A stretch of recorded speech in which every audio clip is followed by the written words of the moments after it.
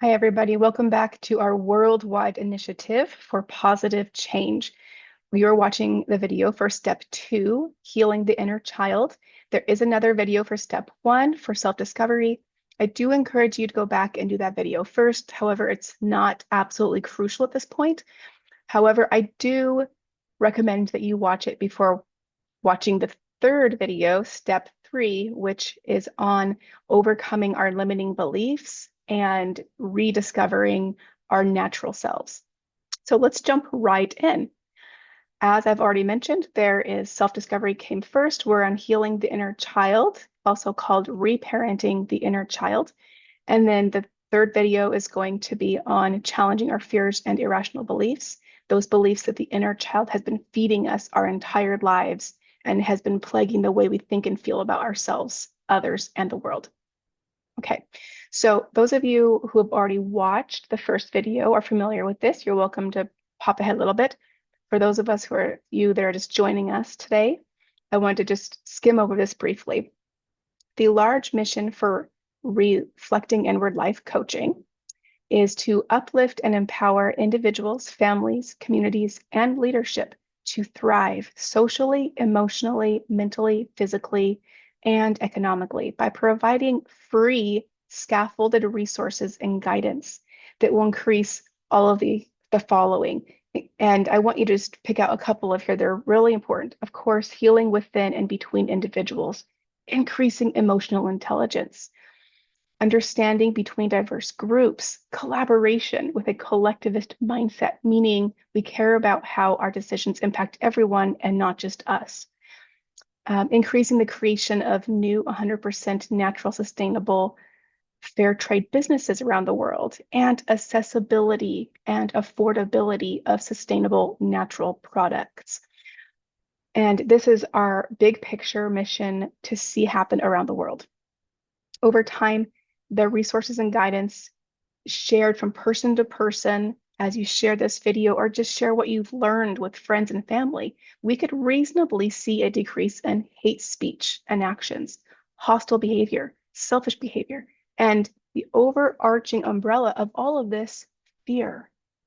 Fear, which leads to stereotyping, bias, prejudice, discrimination, trying to convince other people that we're right and they're wrong so that we can feel comfortable.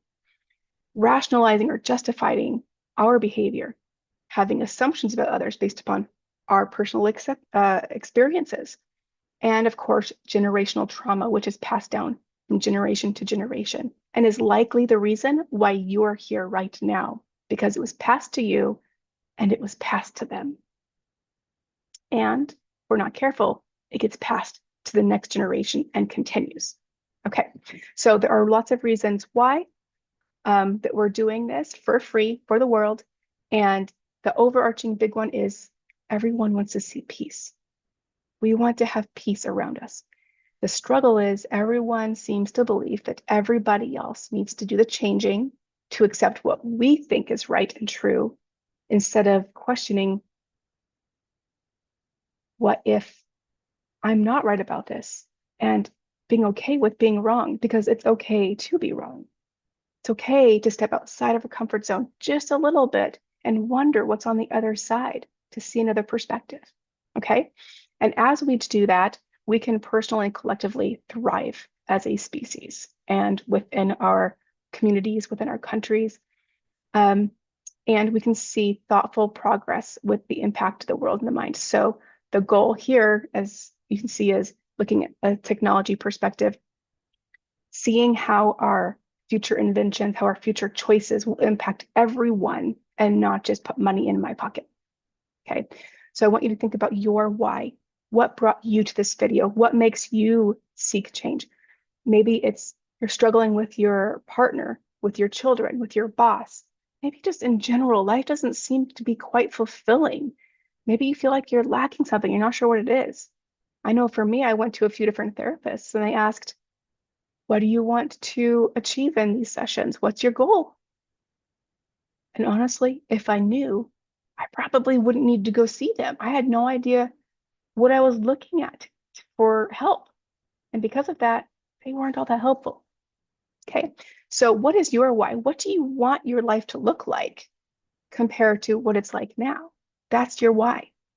Okay. Our why is for you and for your children, for all of their future generations, for the entire human race, for living things around the entire world, because all living things are worth thriving, knowing that they're valuable, treating themselves and others like they're valuable, and sharing our perspective so that we can all thrive. Okay, I'm hoping the overall objective for everyone here is to overcome the obstacles that keep us from reaching our full potential. It's a very wide goal. Okay, let's touch on just lightly, briefly on what trauma is. Most people, including myself with a master's degree in psychology at the time when I learned about this, believe that trauma is the event. So for example, a trauma event would be an IED that hit you, or being shot, rape, being bullied, verbal abuse, emotional abuse, a look or gesture, or a dog bite, something that initially caused the harm. And that led us to feel a certain way. Now, this is what trauma actually is. Trauma is the response that our body has to the event. It's what we take with us over time. So, for example, increased heart rate and blood pressure, dilated pupils, constricted breathing. These are all symptoms of an anxiety attack or a panic attack. And it may lead us to have an impulse to run, to fight, or to freeze. Now, you've probably heard of these, the fight or flight system, right? Or amygdala that tries to save our life when we're in immediate danger. And we have associated the initial trauma event with being threatened. And thus it leads to our body responding in a traumatic way. Okay. So now I want you to watch what happens when we move to the present. That's initial trauma, it happening in the moment. Now we're moving 20, 30, who knows how many years into the future, and watch what happens. The past is in the past, but there are still things in our environment that bring up those same feelings. There's a stimulus. Okay. So for example, that might be a loud noise, a woman screaming, a group laughing. You can hear someone being mocked, but you're not sure if it's about you or someone else. You might see a look or a gesture that looks familiar to you. A dog growls, a ladybug, a song, or the smell of hay. Now, you're thinking, I don't know how the ladybug, the song, or the smell of hay fit in with the initial trauma examples, Heather. Well, let's say that your initial trauma event happened in a hayfield while there was a very specific popular song playing in the background. And the whole time it's happening, all you can do is focus your eyes on that ladybug and disappear from the world.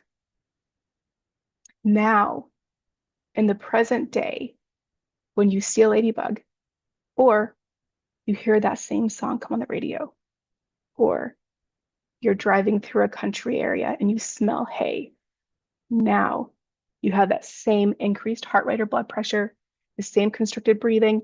You are having that anxiety or panic attack like it's happening right now. And you have that same impulse to fight, to run, or to freeze. Because that is what our body does. It learns from our experience what causes an impact on us so that we can save our lives.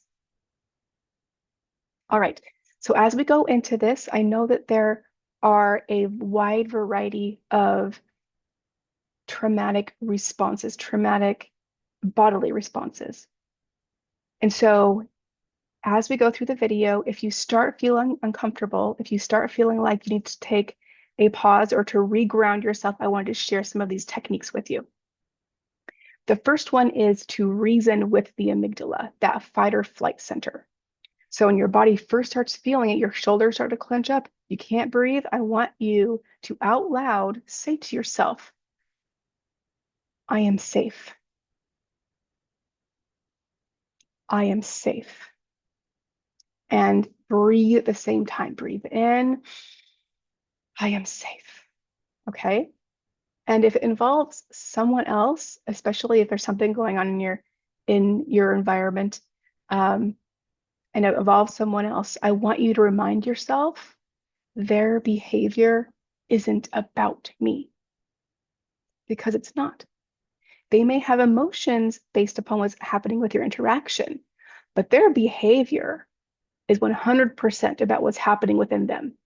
It has nothing to do with you. It's about their past experiences and the way that they've been trained to handle their experiences. So remind yourself, I am safe. I am safe. Their behavior isn't about me. Okay? The next thing is self-talk. So talk to yourself. Say, I know this is going to challenge me, but I also know my limits and I have resources that I can use along the way. So give yourself a little pep talk, right? The next thing is listen to some calming meditation music. First of all, if you have gone to our website, reflectinginward.org, and you've downloaded this slideshow and you're going through it, you can click on all of the green wording and it will take you directly to the links that are there. Okay. So my favorite YouTube meditation channels are Healing Frequency, Meditative Mind, and Inner Lotus Music. So feel free to check those out, see if any of them really work well for you. The next one is visualization. So this would be closing your eyes and visualizing yourself in the safest place you've ever been in. And if you have a hard time coming up with a place like that, I invite you to create a world for yourself that is 100% safe. So how you would do that is you'd close your eyes and you literally create this world. Do you want it to be a rainforest? Do you want there to be a rainfall, a waterfall? Do you want there to be unicorns and bunny rabbits and fairies? And you think I'm joking, but I'm not. You could have anything there that brings you a sense of lightheartedness, ease, joy, peace. And I want you to imagine that you are the only person that can enter this space. There's one way into it, one way out. You get to control who comes in and out of that space. So there's a big old bubble around you, a shield. And this environment's just for you. No one else can come into it. Okay. And the next one is box breathing. So many of you have probably heard of this before. It is breathing in a count of 4, holding for a count of 4, out for a count of 4, and hold again for a count of 4. So for example, you breathe in, hold, out, hold. And you do this for at least 4 to 5 cycles, okay? And of course, if you're a little bit above your ability to just stop and try one of these, to focus on one of these, just take a break. Hit pause, walk away, process what you have learned and done so far. Check in with yourself and say, is what I'm learning thus far valuable to me? Has it helped me in what way? And then list the ways. How has this helped me so far? What have I learned? What am I gaining? Okay. Come back to it when you are ready to come back to it. And of course, if you have been pushed further than you can do any of these safely, even when you take a break, you feel like you're about to panic, I want you to know that there are other resources out there. And perhaps the resources need to be taken further than this video. Okay, so know that there is help.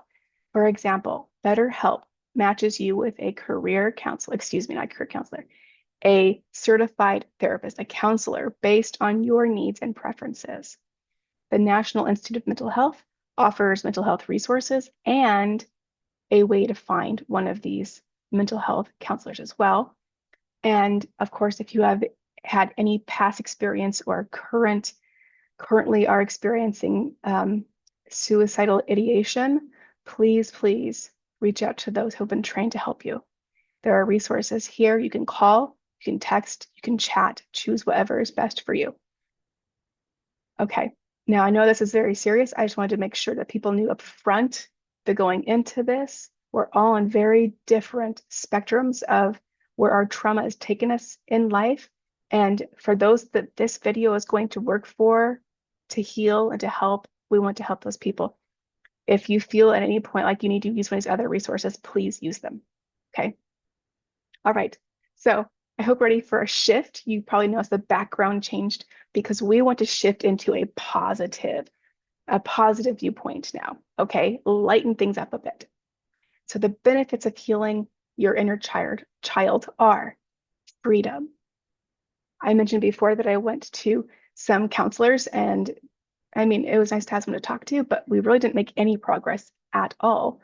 And I went on through my life feeling like, okay, well, I know I've had challenges in my past, but at this point I have 2 master's degrees, I have a good career, you know, but I still didn't know, where my challenges were coming from. And it wasn't until I was introduced to a book called Healing the Child Within that I went through the process of healing my inner child. And I did not know that there was a child that needed to be freed. I did not know I needed freedom from a prison that I did not know I was in.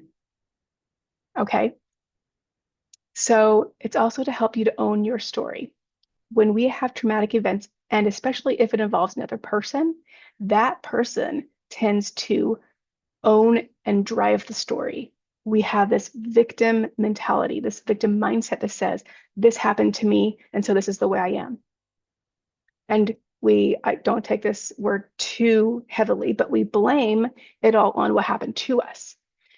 Now, you can own your story by saying, I learned this from this experience, by giving yourself a strength from it, some sort of strength. And even if you can't pinpoint what the strength is specifically, just saying that overcoming this experience is giving me the strength, and I now own my story. It does not control me. I own it. The next thing is to see and treat yourself the way you deserve to be treated, because likely unconsciously, you've been going around thinking and speaking about yourself in a negative way. And that feeds over, it boils over into your behaviors with other people around you without you even potentially knowing about it. And catch this, the way that you think and you speak about yourself influences your children and the people around you and how they think about you and how they think about themselves. Okay, so becoming more aware of how we think and we talk about ourselves and changing the way we treat ourselves because we deserve to be treated better. It's that inner child that's running the show of you don't deserve to be treated this way. And it's not true. Okay. Increase compassion for yourself and for others. I almost immediately felt compassion for my perpetrator because I realized when I went through this process that it was very likely that they had experienced something in their own childhood home that had created them the way that he had been created and that he had passed that on to me. Okay. So I had some compassion for myself. I had more compassion for him. I had more compassion for others in general because I could see that, man, they probably all have an inner child. I'm going to be so hard on them. They probably have their own voices. And if they could see themselves the way I see myself now, the way I can see them knowing that somewhere in there is someone that really, truly is valuable, that needs to love themselves, I can do that for them.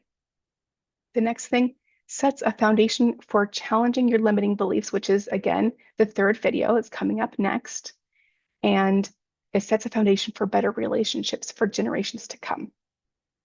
Okay, so the key concepts I want you to take from this, or I should say go into this, are trauma is trauma. Okay, so if you happen to share with other people or they share with you, I want you to keep in mind that it's not about the event or even necessarily the details of that event, so much as it is the response it has on us now and the impact that is continuing. Okay. So just like if you were to look at someone having a severe panic attack and it's because of a ladybug, and you think it's a ladybug. What kind of trauma could you possibly have with a ladybug? And then you start listing all the things you went through, or your cousin went through, or people are going through another city right now. It's on the news. We can't compare trauma events, and we can't even compare um, the scale of them because we don't understand the significance of the details to that person. And again, not so much the event, but the impact, the message that it sent them. Okay. Also, since we're on this one, I want you to remind you that trauma leads to more trauma. Okay. So it gets passed down. We can only give what we've received. And that's part of what we call reparenting the child within. It's part of the healing the child within process, which is that by the time you're done with healing the child within, you will have treated yourself the way you deserve to be treated.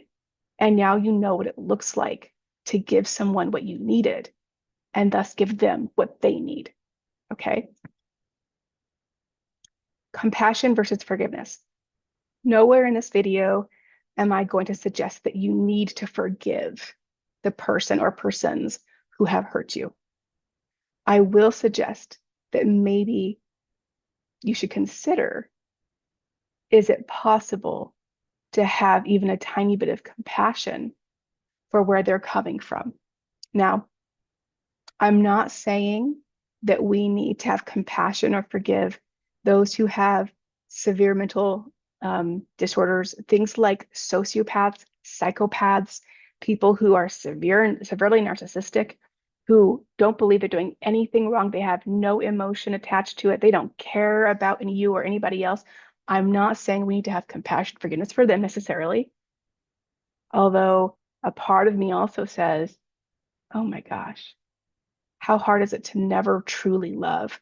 How hard would it be to never truly be loved or feel love ever and never be able to heal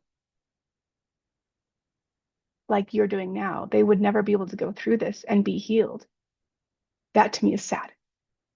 But again, I'm not asking you to have compassion or forgiveness for those certain individuals, but maybe those who their trauma has been passed down and they're doing the best they know how, the only thing they know how. Maybe there's a tiny bit of space for a little bit of compassion, maybe. Live and love wholeheartedly. Now, I'm going to group this with the next one, be open to vulnerability, okay? Because unless we're able to fully allow ourselves to experience the letting go process, that inner child's still going to be weeping. That inner child's still going to be suffering because we still haven't freed it. So when we're open to being vulnerable, to share, to let everything out, it allows us to live in love wholeheartedly, regardless of how people treat us from then on. No matter what's happening with their behavior, we can have compassion and concern and listen calmly and say to ourselves, I am safe. I am safe. And choose to see that somewhere in there is a good person somewhere that hasn't healed yet. And you can still live your life beautifully and at peace, and you can still love wholeheartedly, knowing that you have greater compassion for those around you. And of course, always be true to yourself. Not true to the inner child's teaching that you're not worth it. Be true to what you truly deserve. When other people treat you a certain way, don't be afraid to walk away. Don't be afraid to say, I don't deserve to be treated like this, but I am willing to listen to you and talk to you about whatever's concerning you when you're calm. I will talk to you later, and walk away. Or let me know when you're ready and hang up the phone. Okay? Be true to yourself. Okay. Quickly, I just want to remind you that boom, boom, boom, boom, the past is in the past, right? Now we're thinking about all the things that come up to it with us. I also wanted to mention here that in the stimulus column here today, because we've had years and years and years of new experiences that have been grouped with our initial trauma. Every time anything that causes us trauma in our environment comes up, it's not just the one event when we were a child now, it's anything we've ever experienced. So maybe now, let's say that you were shot. Now it's not just the loud noise that's going to cause you to panic. It's going to be a woman screaming because maybe she's being shot. Because in the news all the time, because in the movies all the time, you hear a group laughing. You see the presence of a bully bullying somebody else. The look, the gesture, the dog growl, any of these things over time can now be linked to a physical response, the actual trauma response. And we have that same anxiety, panic attack, and impulse to run, freeze, fight. Okay, the first step, the prep work before the actual healing the child, we need to understand what the child needed before we can approach the child. So our prep work for healing or reparenting the inner child, the purpose is to give you a voice. You get to get it out. You may have talked about it before with others. You maybe have kept it inside your entire life and you've never been able to let it out. This gives you an opportunity to give you a voice to let it out that you can share with people if you want to, but you don't have to. The next purpose is to create a new story. Okay. There's this terrible experience you had in the past, and I'm sure you probably relive it and you try not to think about it because of the impact it has on your body now. I'm not going to ask you to go back and relive it. Don't, please. Because you're going to create a whole new story about the way that it needed to go. Okay, so it's going to create a new story for you, and that story is now going to be the story that your inner child believes. This is the story, how it should have been. This is how I now feel. This is how I now can respond. You'll still have that story back there, but it's just going to be a story. Okay, so let me give you an example. The first memory I have of a traumatic experience was when I was 5 years old. And my traumatic experience was because I stole a toy camera from a gift shop. I had a parent figure in my home who found out about it. And before ever even asking me about it, never asked me if it was true, never even asked if I'd stolen it, just came home assuming that I had. They came home, the look on their face. I did get spanked bare bottom with a leather belt. I was forced to write an apology letter, 5 years old. And I'm sure that there were words spoken. I don't remember any of the words. What I remember was the look on their face. And a 5-year-old saw that look and interpreted it to mean something. And what it meant stuck with me my entire life. It told the story of why I wasn't good enough when this person rejected me, when that group of friends didn't want to spend time with me, when this all went back to because of course I'm not good enough. Okay, so the point of my describing this to you is because my traumatic event seems to be so minor, a look on a face, but it completely negatively impacted my entire life. And when I created the new story, when I reparented myself, I still have a memory of what happened, but I can't see his face anymore. I can't see the look on his face anymore. The actual part that caused the trauma itself was gone. Okay. Now, these reconciliation letters can be about anyone and as many people as you want. I think I wrote a total of 7. of the major traumatic events I remember in my life, and the people that involved. So it can be anybody and any event. And they're not meant to be given to your perpetrator. They're meant for you. You can decide if you want to burn them later, to give them away, to make them disappear, or if you want to put them in your journal so that you can see how far you have come later. Whatever you choose to do, it's for you. Okay. Now, in these reconciliation letters, there's kind of a format to follow. First, you're going to express gratitude. And I know you're thinking, I'm sorry, the first thing you want me to do is express gratitude? That doesn't seem right. If you can't look back on your experience and think of even one positive thing today to be grateful for, you can choose something like, I am grateful that this experience is going to make me a stronger person. I am grateful that this experience is going to help me help other people with similar traumatic events in their lives. I am grateful for this experience to heal, meaning you're grateful for what you're doing right now. Okay, you're then going to express the impact or the harm that has been done to you because of this experience. And then what you needed. I didn't need all this harm. I needed this and this and this. Now, I said before, I'm not going to ask you to forgive, and I'm not. I'm putting it on here so that some of you can try to write out or type out the words and see how you feel about it. So you can say, I forgive you.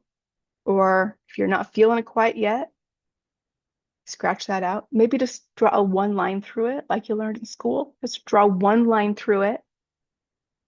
And maybe instead write, I know you did the best that you knew how. Because the other alternative is, again, sociopath, psychopath, narcissist, strong narcissist. Okay. Or did they sat back and were like, huh, they don't deserve to be treated any better than I did. Let's make a list today of all the ways we're going to hurt them. And I don't think that that really happens all that much. And if it does, it probably borderlines on sociopath or psychopath. Okay. Or narcissist. Okay. The next thing is to say, you can't hurt me anymore. And then say what you learned. I learned, and these are positive things. I learned that I'm stronger than I thought I was. I learned that when people hurt me, I now know better ways to handle the situation. I learned, try to think of as many positive things you learned as a result of having experienced that, even if all those things are things that you're learning right now. Okay. And of course, you can end with, I own my story. Okay. So I'm going to give you an example now, but I want you to pause and I want you to remember that as we go through this, and again, this is going to be this is my personal example. And so I know that there are events out there that have caused much, much more greater trauma, bodily trauma, like the panic attacks that have you disassociating with the world. You're back in the environment you were with. You see the person coming toward you and you're screaming and you're yelling. And maybe you've wet yourself because that happened then. And I'm talking severe, severe experiences, right? For our traumatic bodily response. This isn't going to be that traumatic, but if you feel it coming up for you, please remember your grounding techniques and the resources that I went over previously. Okay. All right. This is the letter that I wrote to the person that I had this interaction with when I was 5 years old. Okay. When I originally wrote it, it had some much harsher things in it that I removed because I now have a generally positive relationship with this person, and I have no desire to hurt them. Okay. Dear so-and-so, I love you and appreciate the relationship we now have. I am grateful to have you in my life. You have become a better person and role, mother, father, aunt, uncle, as time has gone by. However, when I was a child, that was not the case. Your narcissistic personality traits had enormously detrimental effects on me. When I was 5 and stole the mini camera from the aquarium gift center, you punished me too harshly. I thought I did not understand the emotion. Although I did not understand the emotion when I was 5, in my 20s, I realized that the look on your face said that you were furious because you were humiliated. Me, a child, somehow had the power to control how you felt without ever being present. And you felt humiliated in front of your colleagues. That is not right. You were an adult and needed to control your emotions and understand that your emotions were caused by your own insecurities, not me. You forced me to write an apology letter to the shop and spanked me bare bottom with your leather belt. I did not need this. I needed you to sit down with me in love and understanding and ask me what happened. I needed you to understand that as a child, perhaps my needs were not met, and my stealing was a way of showing that I needed something. I needed you to help me understand why I stole it, and then explain why stealing is not the right choice and what choices I could make in the future. I needed you to help me see that stealing affects others and help me decide how I was going to repay the shop. I needed this to be a loving learning experience.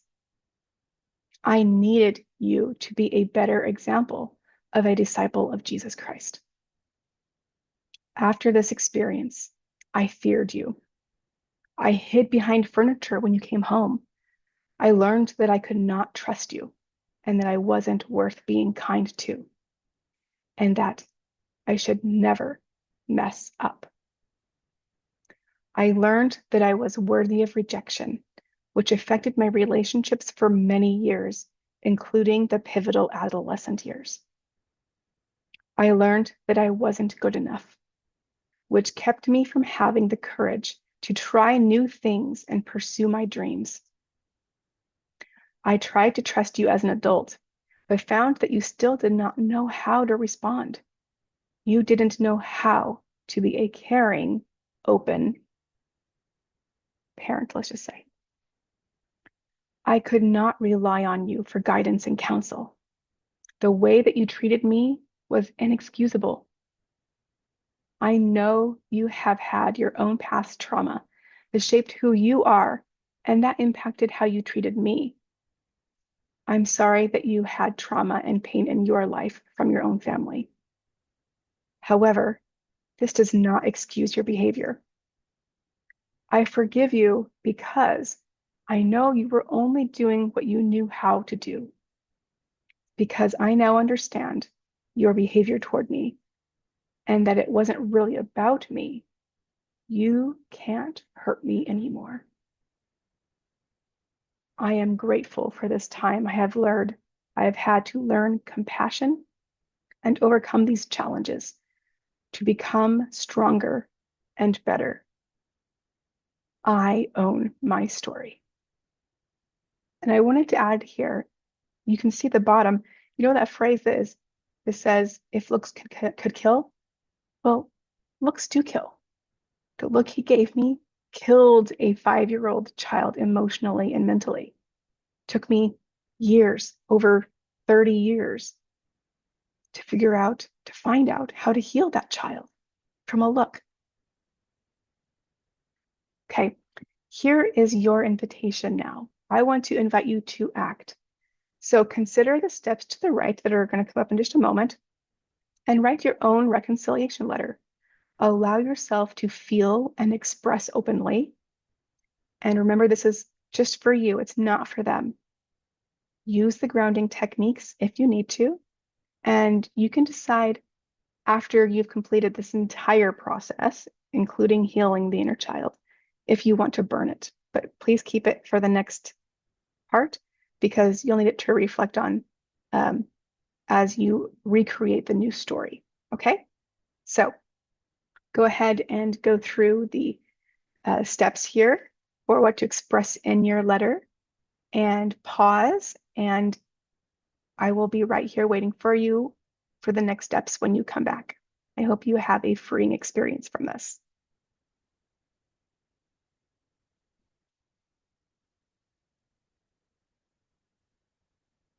Okay, welcome back. I hope that experience was a positive one for you. And if it brought up a lot of feelings, know that that is completely normal.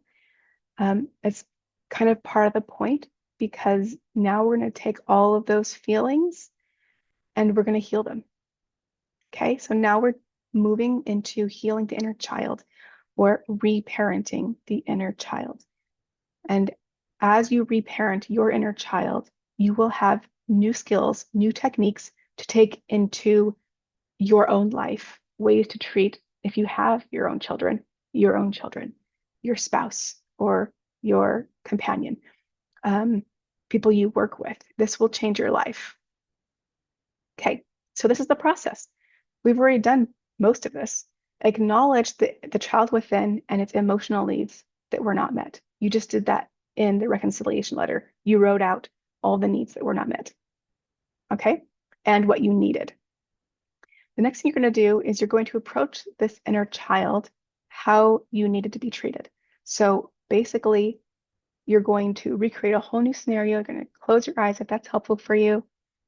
And you're going to, as an adult, approach that child. And when I did this, I imagined the actual room that I had been in. I remember what the room was like when I was 5 years old. And I even went back in my mind and I looked at my class picture when I was a kindergartner, when I was 5 years old. I looked at that picture and I imagined a little girl with strawberry blonde hair pulled up into pigtails with blue ribbons tied in them and wearing a blue and white sailor dress with bright eyes and a bright smile. And I even remember I had a little owie on my lip because I had fallen or something. And so I imagine as an adult walking into this room, sitting down at her level. So I'm not towering. You know, my perpetrator was towering over me. I sat down with her at her level and I imagined this little girl. And I had a whole new conversation with her. I imagined not only the words, but the actions and the emotions. Okay, so let's go through this. From my reconciliation letter, I pulled out that I needed to be treated with kindness, understanding, curiosity, gentle guidance, education, and acceptance. I needed to know at the end of the day, I was still loved, I was still good enough, I was still acceptable. Okay, let's take a look at what that interaction looked like. Okay, so this is going to be an interactive conversation between me and my inner child. And the blue is adult Heather, the pink is child Heather. Okay. Hey, sweetheart. Miss Kathleen said you were kind of sad and disappointed on the way back from the aquarium. What happened? I had a toy camera from the gift shop and I forgot it on the ferry. Oh, I didn't know that you had money to buy something from the gift shop. How did you get the money? didn't. Oh, so you took it without paying? Yes, I see. What made you want to take it? Oh, everyone else was getting something and I really wanted it. Ah, it must have been hard to see others getting things they really wanted. I'm sorry you felt left out. Ugh. There was someone else that may have been disappointed and may be missing something. Can you think of anyone else that may have been impacted by this? The gift shop? Yeah, when we take things without paying, it hurts businesses and owners may not be able to pay their employees or support their families. What do you think we should do? Pay the gift shop? That's a good idea. How should we get the money? I can help weed the garden or do the dishes to earn it. I like those ideas. Let's create a schedule together. I love you. Hug. Okay. So there are a couple of things I want to point out, and that is that when you have this conversation, the way your voice sounds matters.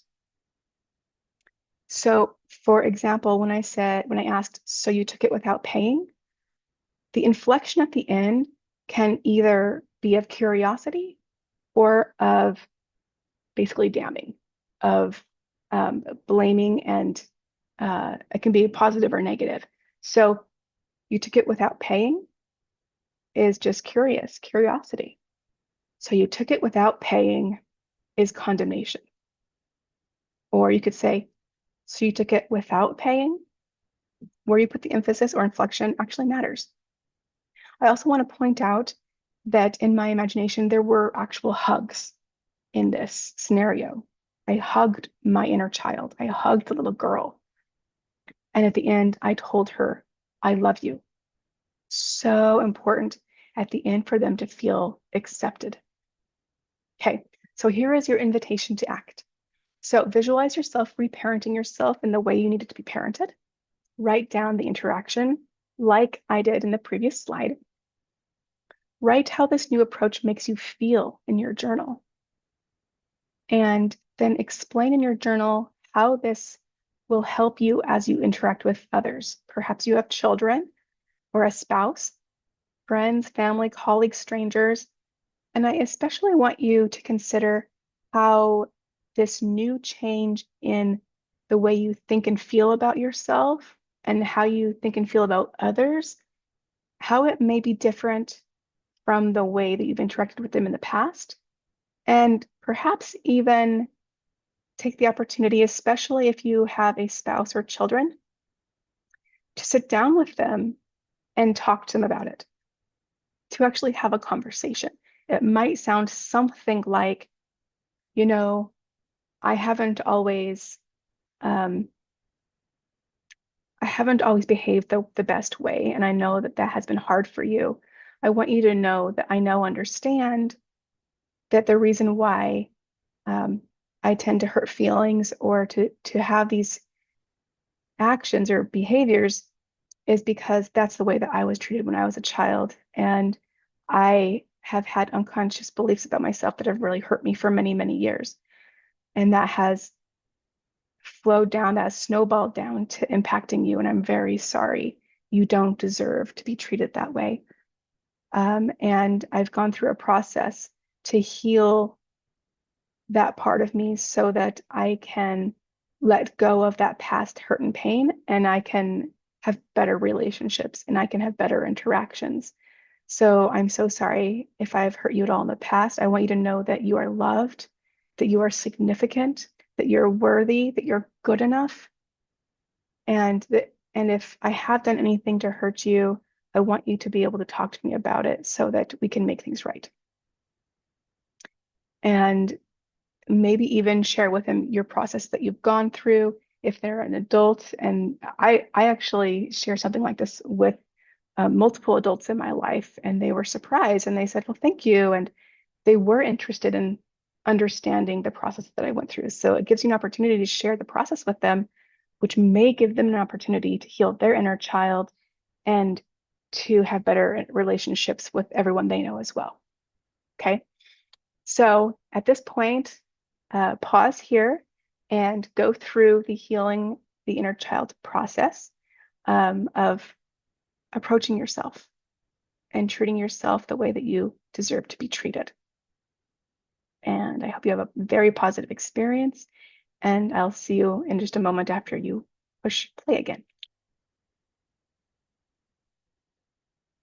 Okay. So I want to bring up once again at the end here that if you're experiencing a very traumatic experience, you feel that you need more than this video provides to you, please use the resources that we've previously gone over.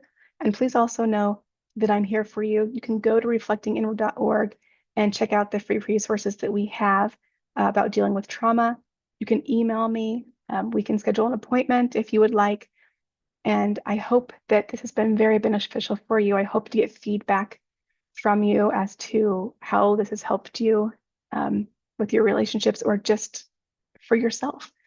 And I hope to see you back for the next video, step 3, which is reshaping beliefs that have been created by our inner child over many years and rediscovering our natural selves. You are loved, you are beautiful, you are wonderful, and I look forward to hearing your stories in the future so that we can all create a better, more positive and uplifting world and life for ourselves. Have a great day.